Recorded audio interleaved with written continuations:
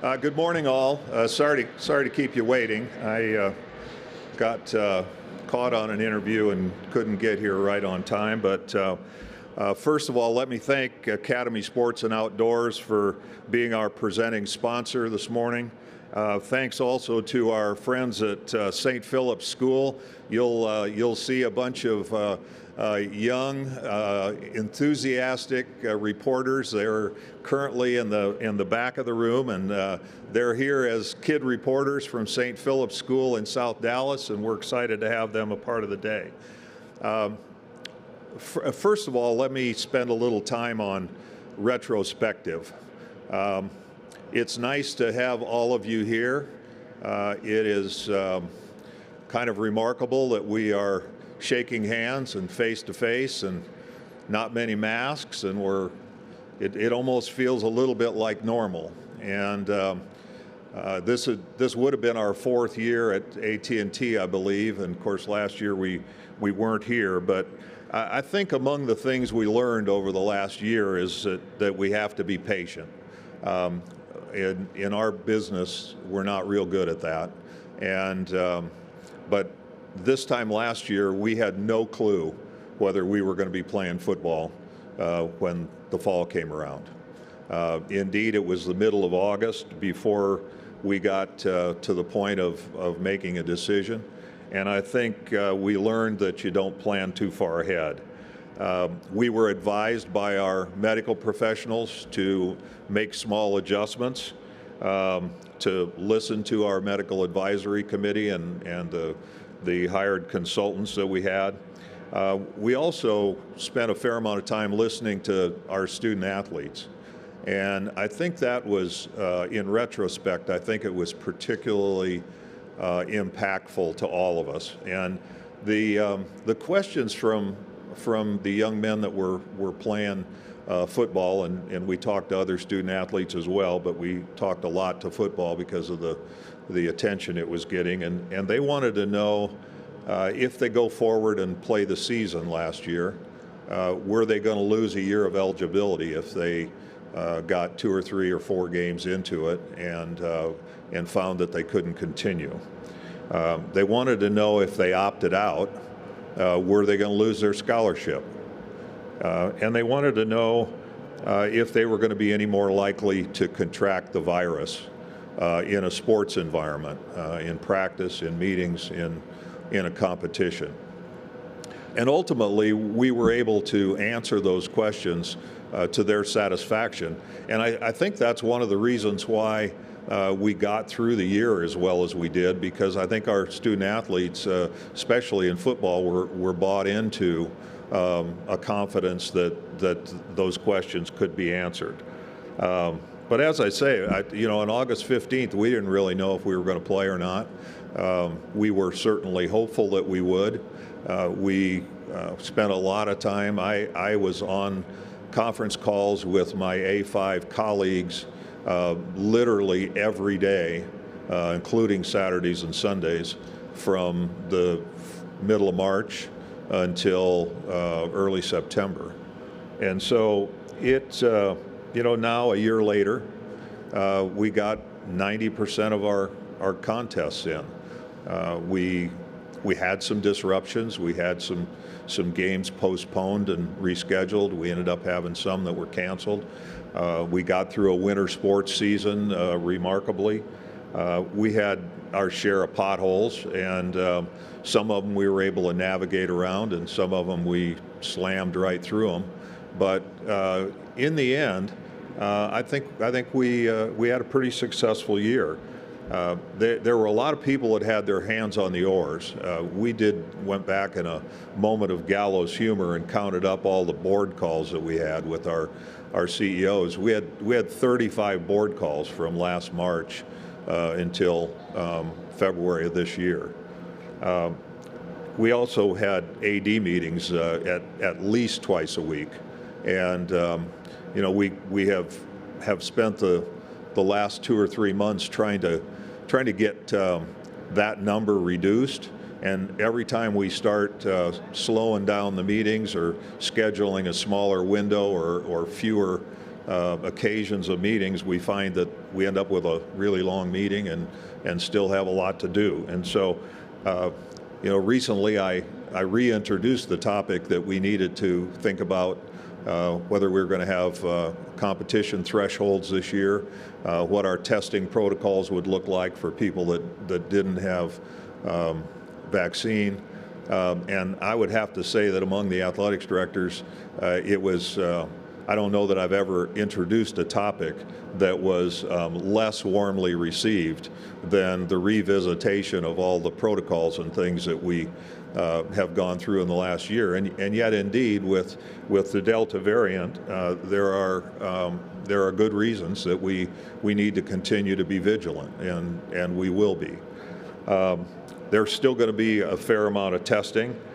We had a lot of surprises and disappointments during the last year, but ultimately, I think self-discipline became the coin of the realm. I think you'll find that teams in all sports that were the most self-disciplined, that followed the guidelines, that did the testing things that they needed to do, that did the necessary social distancing, adhered to protocols when they were traveling and on the road and in locker rooms and the like. They are the ones that were ultimately most successful. All of this was fairly intellectually demanding and fascinating in a lot of ways. I certainly learned a lot during the course of the year. It was also emotionally taxing. I don't think there's any way to dance around that. It was a long year. It was a long year for all of you. It was a long year for all of us. And frankly, I'm exhausted. I wasn't excited about revisiting protocols for this fall, and yet I think if you're honest with oneself, you have to look at this and say, yeah, we wish we were done with it, but we're probably not quite done with it. We are certainly, as we go forward, encouraging student athletes to get vaccinated, and in doing that to minimize the impact that the Delta variant will have on our activities. Frankly, anyone not getting vaccinated is taking unnecessary and unwarranted risks, and that's not just student athletes. That's anybody in our society. I think the Delta variant may indeed be a blessing for us because it punctuates the fact that we're not done with this yet. And before I move on from the retrospective, I want to take a minute to recognize Ed Stewart. Ed is off to my right over here. Ed's leadership and insights and dedication and persistence were all a big reason why we were successful last year. I have to tell you, he ran our medical committee. He was the primary contact with our consultant. He was our liaison with football officiating and our officiating crews, and that didn't get a whole lot of publicity. But the fact is, we have had lots of challenges in the officiating environment. So I would be remiss not to recognize Ed for his leadership, and Ed, thank you for all you did during the course of the year. But as much as we spend a little time looking back, I think we had an extraordinary year as a conference. We had 5 national championships. We had, in total, 10 teams played for national championships, and we're in the finals. Despite missing 7 games during the middle of the season, Baylor captured the men's NCAA basketball championship in fine fashion. We were the only conference that was undefeated in the postseason in football. And for the first time in 25 years, somebody other than Stanford won the Learfield IMG College Directors Cup. That's an accomplishment that the University of Texas did this year on the strength of 13 conference championships and several national championships. And so We had hundreds of competitors win individual NCAA championships in a wide variety of sports. We had a bunch of top 5 finishes.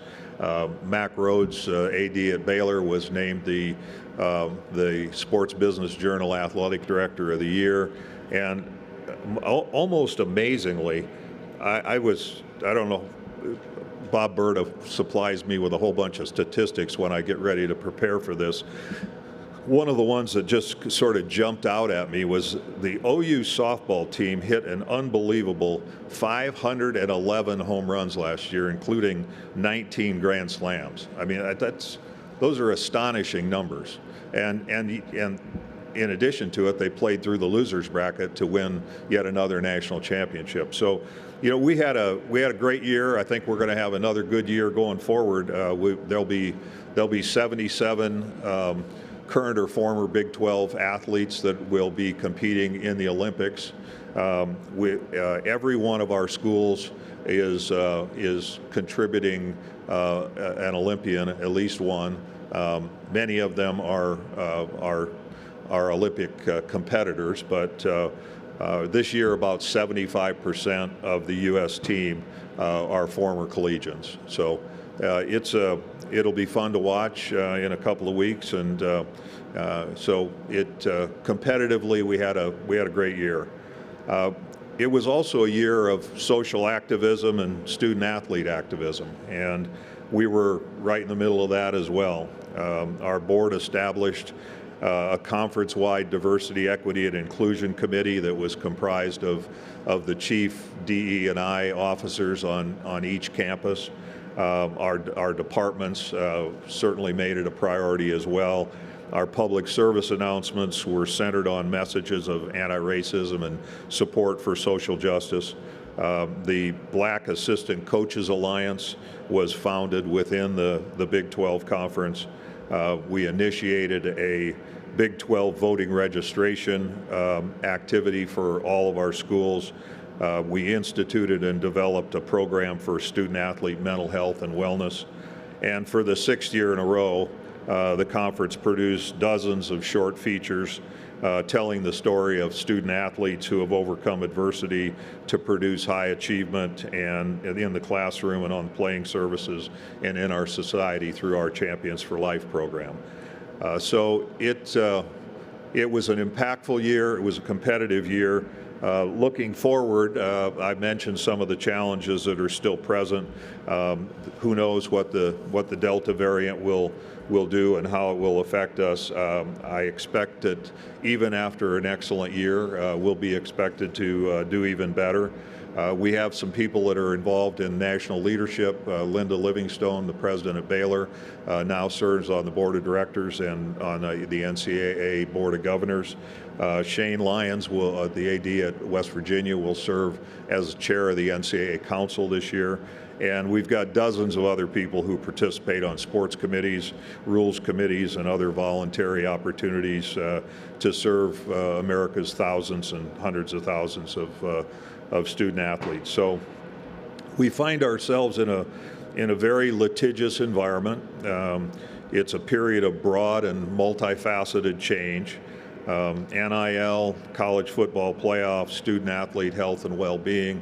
It's a long list of things that we will be working on. But with the challenges come opportunities, and the Big 12 intends to lead and take advantage of those opportunities. We expect to lead on the playing surfaces, in the classroom, and in steering and strengthening intercollegiate athletics in 21 and 22 and beyond. We're excited to get going this fall, including football, but we'll also have another half dozen or so sports going on in the fall. And to that end, the last comment I'll have is that tickets for the Dr. Pepper Big 12 Conference Football Championship held in this facility. It's nice to start and finish the season in the same location. Go on sale Friday, July 16th at 10 a.m. and the tickets are available on SeatGeek. So with that, I'll be happy to answer your questions on those topics or any others you may have.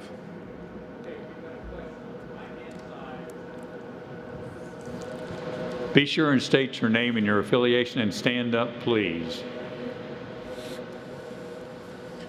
Yeah, Bob, Barry Trammell with the Oklahoman. It's been a summer of eventful stuff. NIL, the transfer portal exploding, and you guys came up with a 12-team playoff. Could you rank those in how you think they're going to affect college football in particular going forward? Thanks, Barry. Nice to see you. That's honestly a question I haven't given much thought to. I guess I would probably rate all of them 100 in terms of importance. You know, the CFP is clearly a one-sport issue, so perhaps wouldn't have quite the breadth of impact of name, image, and likeness that is going to affect all students in all sports. It's you know, I don't think the lawsuits are going to go away anytime soon, and we don't have the opportunity to put a priority on those. We just go to court when the judge tells us to, and send the legal fees when it's time to pay our lawyers. So, you know, I think they're all 1A, 1B, 1C, and we're going to be dealing with all of them for the foreseeable future. You know, I think relative to name, image, and likeness, there was a commonly held misperception that the sky was going to fall on July 1st and that we were going to be in an Armageddon scenario. Obviously, that hasn't happened. There have been some things that have occurred that have raised eyebrows, but generally speaking, schools are managing it. There isn't the consistency that I might have liked, but it is pressing ahead, and as I've said before, no lives were lost, and we're just going to have to, we'll live with the confusion for a while, and eventually I think we'll have a chance to figure it out. I couldn't tell you which conduit we'll have to follow in order to resolve it, but either state law or NCAA rules or federal legislation, I think we'll probably get to something other than a 50-state patchwork eventually. So, you know, those are all big issues. They all are things that are not going to be resolved soon. Frankly, I hope that the CFP is close to resolution by the time the board meets in September. So it may, by virtue of being a single sport and a relatively shorter time frame, be, you know, resolvable. If I would say what my biggest challenge is right now, it is simply the breadth of those things that you just ticked off, and the fact that we haven't been successful in getting many of them to go away. And so we continue to work on it. You feel a little like you're pushing the boulder up the hill, and sometimes moving ahead and sometimes not. Our next question is on the right-hand side, about a quarter of the way back. Name and affiliation. Hey, Bob, Jenny Carlson with the Oklahoman. You talked about protocols for COVID. Has anything been established for this season, or is that yet to be determined? No, it's yet to be determined, Jenny. We, as I said at the outset, if we've learned anything, it's to be patient. And frankly, we're not excited to think about having to have protocols, but we're also not unprepared. And so no decisions have been made. Our athletic director subgroup that Ed has led has been sort of the ideation engine for these things, and then it comes to the full group of ADs. But you know, I suspect that some of those protocol issues will be resolved in the next 30 days. But we've learned the lesson on patience and long-term planning, and it's just most of the time not worth spending a lot of effort on it. Question on the aisle, left side, about 3/4 of the way back. Curtis Quillen, KCEN-TV, Waco, Texas. Bob, has the Big 12 been able to figure out what the long-term financial impact from the pandemic and the reduced crowds is going to be from last year? Thanks for the question. It's a good one, and I wish I had addressed it in my comments. It varies from institution to institution, and in our case, we distributed about $35 million per school this year, plus or minus, and that was about probably $4.5 million per school, less than we would have expected when we went into the year. Expected may not be exactly the way to say it, because we were already in the midst of the pandemic and knew that we had to make some adjustments. But I think the long-term impact of it is going to be felt more on campus than it is through the central distribution from the conference office. We expect to be able to get our games in this fall, and we derive from that the revenue that we get from 2 TV contracts and a CFP involvement and other bowl games and NCAA tournament and the like, and most of those things are likely to return to some semblance of normal.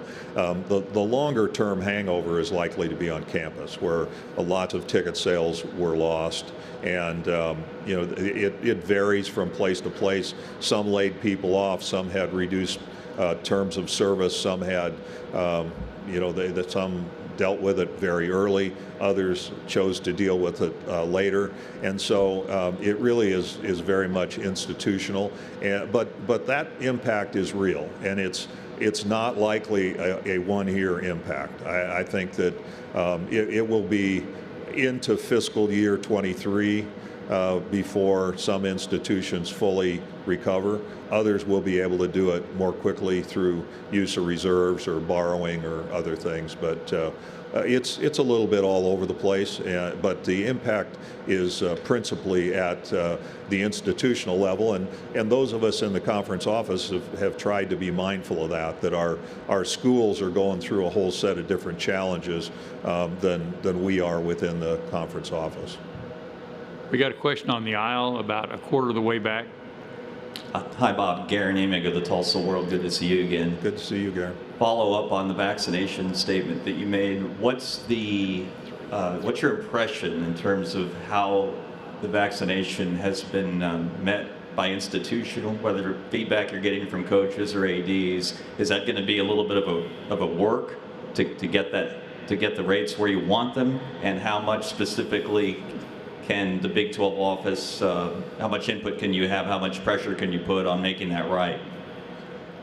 Well, we have a great interest in it.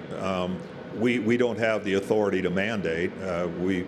We only have authority that's vested in us from our boards or from our ADs, and so we can ask those questions as to whether or not they want to mandate it, but generally speaking, I don't think they're going to, because institutions in large measure are not mandating vaccinations for other students on campus. We certainly are going to do everything we can to encourage vaccination. I think it's very short-sighted to not get vaccinations. Even if the Delta variant weren't around, it makes sense to get vaccinated. So, I think it's early in the year, it's early in the process. We have always thought that viruses were more prevalent during late fall and through the winter. And so, if indeed the Delta variant is as virulent and as infectious as it's been reported to be, not getting vaccinated, you're rolling the dice in terms of whether you'll contract the virus. And beyond that, for a student athlete, you're also rolling the dice on whether or not you're going to be able to participate, because you're going to be in a testing protocol if you're not vaccinated. And as an example, with the baseball tournament, the University of Texas's team was fully vaccinated. All their coaches, all their student athletes. You saw what happened to North Carolina State, and I hesitate to point fingers because I don't know fully the circumstances, but they had some unvaccinated people, and they had some sounds like some breaches of protocols, and you see what happens. And so the potential is still there.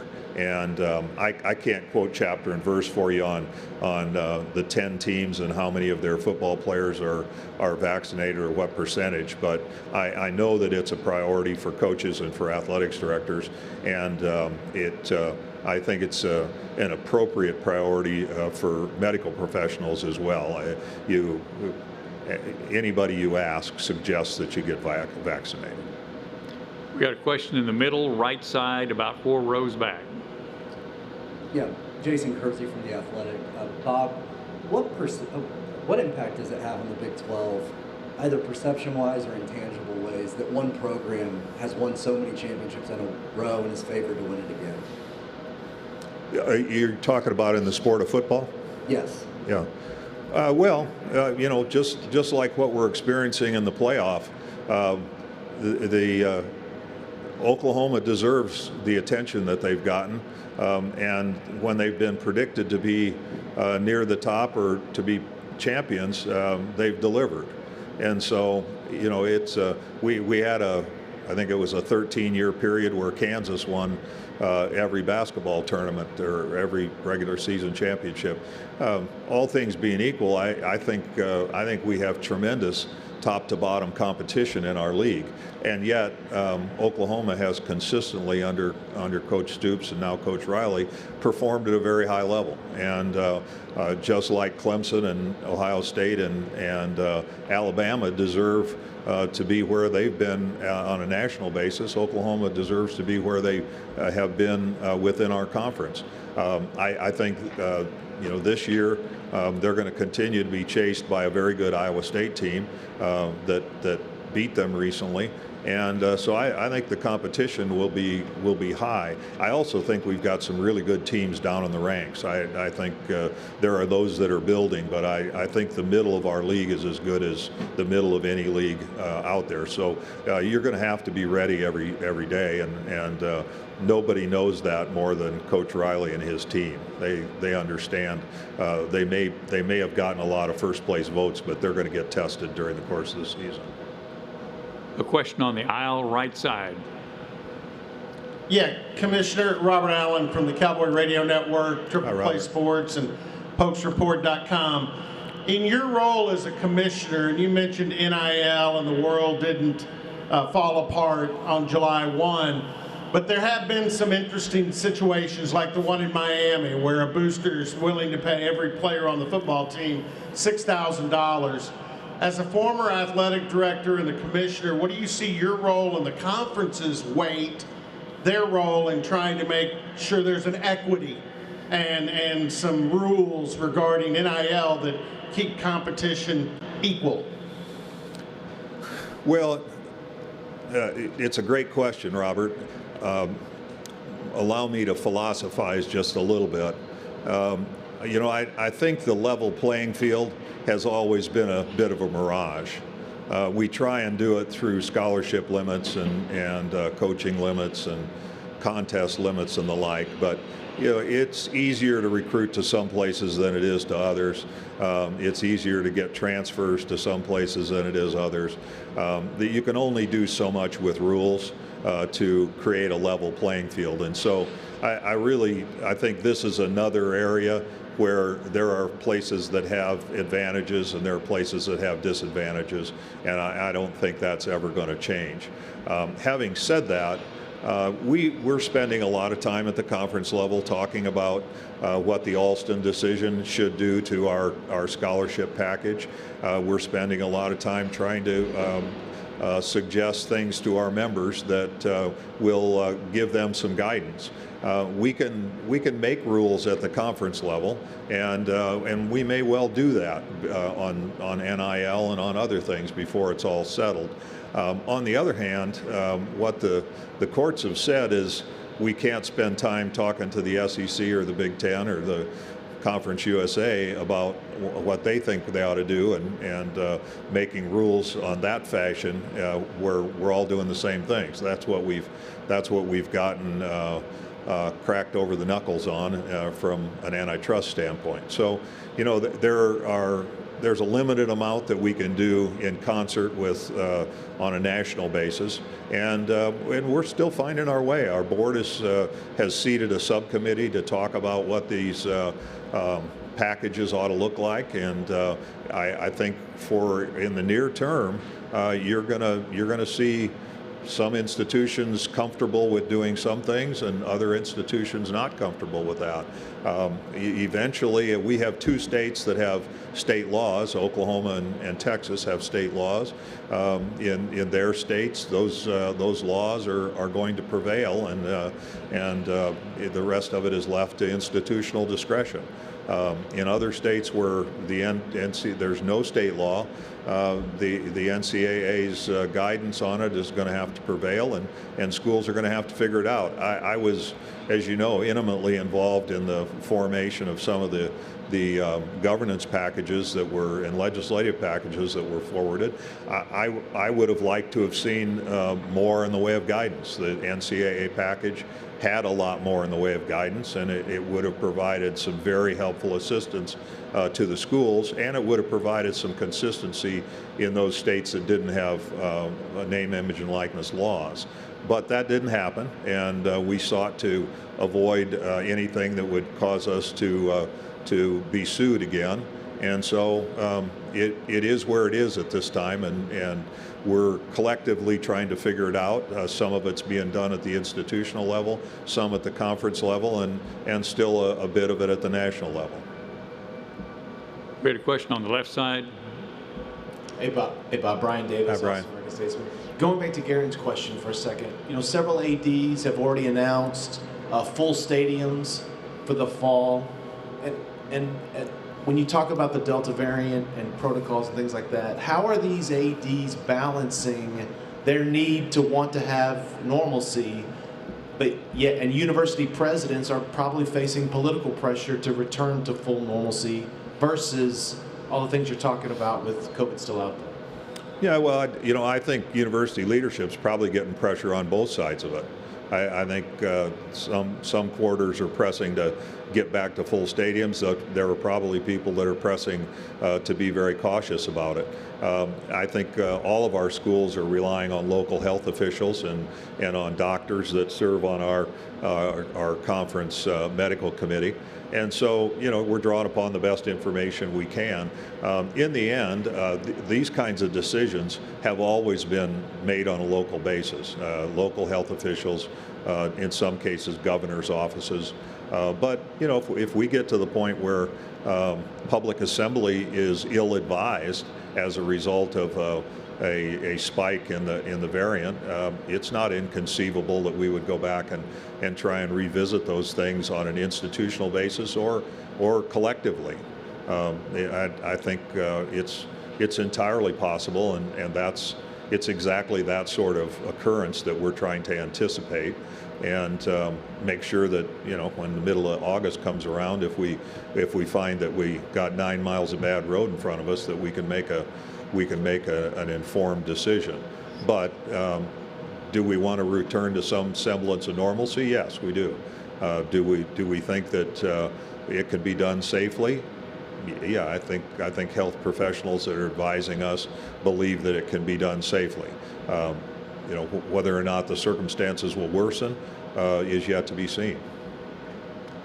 Question on the aisle, 3 rows back. Wendell Bardhouse, the press break. Bob, the college football playoff will probably command the biggest TV contract in college sports history. That's probably going to bring back the spotlight on the fact that the players, don't benefit monetarily. But with the NIL era upon us, do you think perhaps that might dim that spotlight, that the players might benefit by their brand being in a playoff situation? Well, I'm not going to grant you that they don't benefit. I still think that college athletics is about helping 18-year-old adolescents become 22-year-old adults, and in the process get a good education and have a good athletic experience. And if eventually having a professional career or an opportunity to compete in the Olympics is in your future, that's a highly desirable byproduct of a college education. And so, I think there's much to be gained from participation in college athletics. We also have been careful to optimize what we provided in the way of benefits for family travel and those kinds of things within the current NCAA rules. The NIL, as it pertains to the CFP, I think is probably an unknown at this point in time. You certainly, just as it's questionable whether or not you can appropriate institutional intellectual property, it's probably a good question to ask whether you could appropriate college football playoff intellectual property for use with your NIL. But that's not to say that student athletes couldn't activate in a lot of substantial ways around their participation in the college football playoff. I think there will be those opportunities, and I think some of them could be fairly lucrative. Are we headed for revenue sharing? I don't believe we are. I hope we're not. I think I think it would be a very bad step. I think while you might suggest that it's a fairness issue, I would suggest as a former college wrestler that there's not a football player in America that worked any harder than I did, and yet they have the benefit of an adoring public, and I didn't. So, if there's any credence to the labor theory of value, all student athletes are entitled to NIL and a scholarship and other things that may come as student athlete benefits. But having said all that, it's very easy to draw the dichotomy between the high-paid coach or the high-paid commissioner or the whoever and a student athlete that only gets their education paid for. And so, those conversations are always going to be held. There isn't any doubt about it. I can tell you this: the motivation for expanding the playoff is not the money. The motivation for expanding the playoff is the realization that participation could be broader and access could be more readily accomplished, and more institutions could stay close to the flame. I think the 12-team playoff, if adopted, will be a tremendous asset for the regular season. There will be 40 schools that have a legitimate claim to a path to the playoff in mid-October, and by early November there will still be 25, and we're not going to be in a situation where who's in and who's out starts taking place the first week in November. It's gotten fairly predictable, and that's going to be a good thing for college football. Question on the aisle about halfway back. Chuck Carlton, Dallas Morning News. Bob, you were part of the four-man working group for the college football playoff.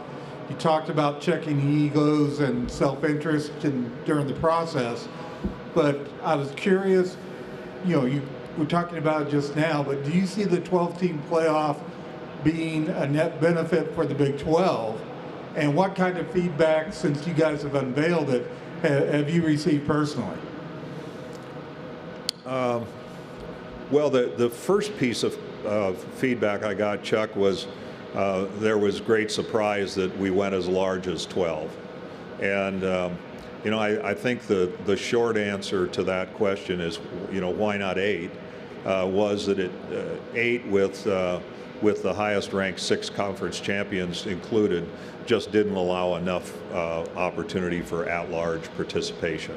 So that was one of the gating issues, and I think moving forward, we haven't had a year in the Big 12 in the playoff era where our champion didn't finish in a position where it was one of the top 6 rated champions in college football in the poll. And so I think our chances of, while it's not automatic, our chances of having our champion and perhaps one other in the event are pretty good. I'm willing to live with those odds. Is it a certainty? No, it's not. But it's a risk that I think is an enhancement for us. And I think the other thing is most of our members see the value of playing through a 10-team conference, even though we're playing everybody every year. You only got to beat 9 others in order to get to the championship, and that's easier said than done. But it's also easier than going through 14 or 15 to get there. So, I like our dog in the fight, and but it wasn't about what's going to benefit the Big 12. I certainly took my own temperature on that during the course of hundreds of hours of conversation, but I was proud of the 3 colleagues that were in the room with me. I think everybody did a good job of checking their hat at the door. We got a question about 3/4 of the way back in the middle. Hi, Chandler Engelbrett, OU Daily. Back in May, OU Athletic Director Joe Castiglione said he was, quote, bitterly disappointed that the OU-Nebraska game had to be played at 11 a.m. What response do you have to that, and just any other frustrations that have been voiced with 11 a.m. kickoffs? Well,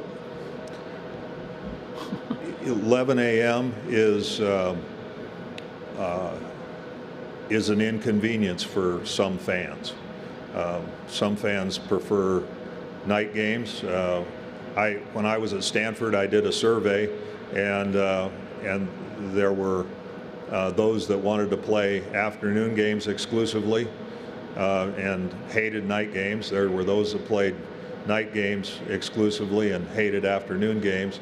And it turns out it depends a lot on whether your children are involved in youth activities or whether you're an old person and don't want to get home too long after dark.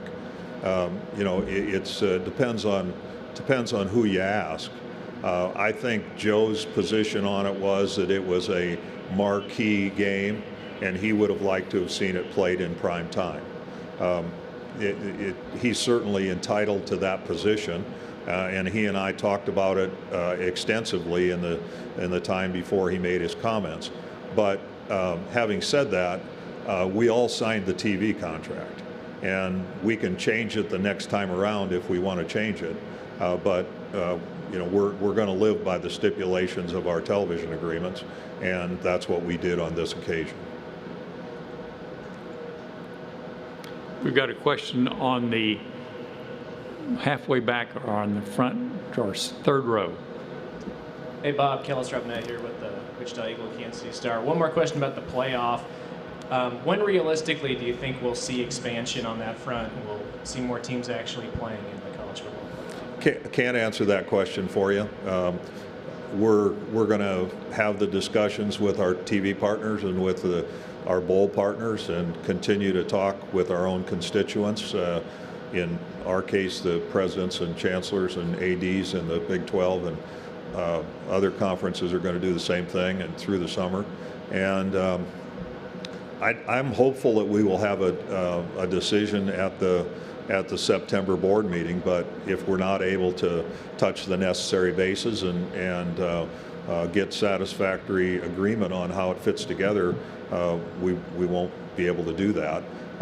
If we're unable to come to some closure on it, either in September or at some period of time afterwards, then I guess that we'll likely wait till the end of the 12-year agreement and implement at that time. Question about 1/4 of the way back. Yeah, Kurt Bowles from the Austin American-Statesman. Hey, Kurt. On the playoff situation, Bob, it's going to have to dilute the impact of regular season games to a certain extent with the larger field, right? And also, do you think the conference championship games are eventually going to have to go away to use that week for playoff games? I don't think it will go away, the conference championship games, for use of that week. I think that it'll be a week later or maybe 2 weeks later. And so I don't, one of the things we looked at was moving the season a week earlier. Then you'd have your conference championship games the week of Thanksgiving.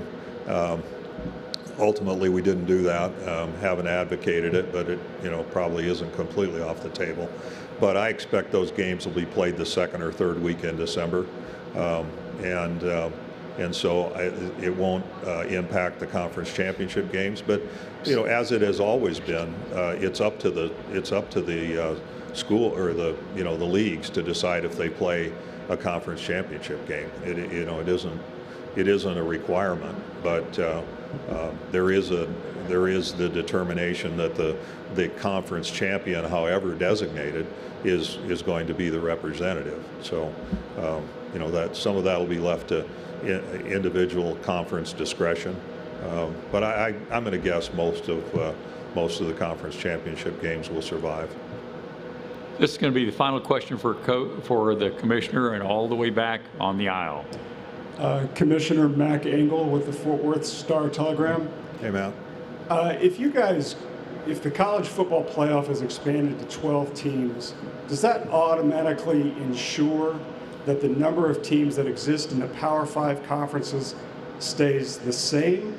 Or is there still potential for future consolidation and potential reduction from that number? Well, I think conference realignment, and thank you for none of you asking me the expansion question. I think I won $5 on that. No, sorry, you missed your chance. It's really mute on that question. Conference alignment is always at the discretion of the conferences. But you have to remember the last time around, the last round of conference realignments was all driven by cable households. And we find ourselves now in a rapidly shrinking cable environment. And it is much less driven by capturing a particular cable market, because if it's an in-market fee, you get a lot more money for it than if it's an out-of-market fee. So the more you can include those things, the more revenue you're going to derive from it. That motivation is essentially gone, and the cable universe has shrunk 20 million households already. It's going to continue to shrink as we migrate to digital consumption and streaming.